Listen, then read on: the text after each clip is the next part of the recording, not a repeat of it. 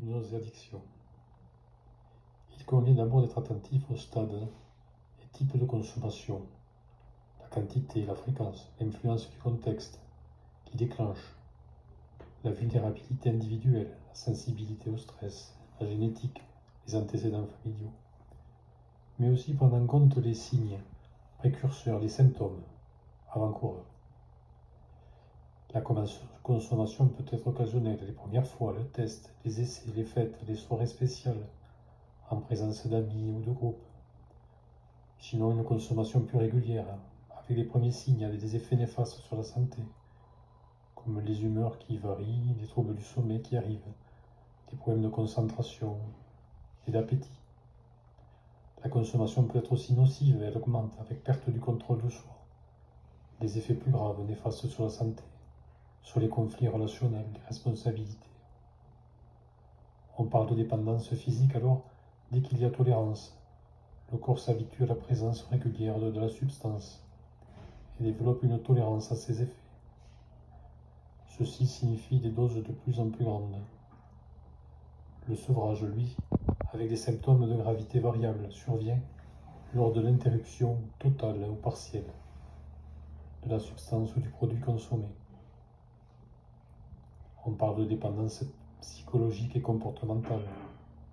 Lorsqu'il y a des pulsions ou des envies impérieuses de reproduire contre sa volonté la consommation malgré ses problèmes, avec un lien émotionnel et mental fort avec la substance, avec un fort désir, une obsession compulsive, avoir du mal à contrôler ses impulsions, une priorité excessive pour le produit et sa substance, générant bien évidemment des mensonges, des dénis, des dissimulations pour favoriser la consommation.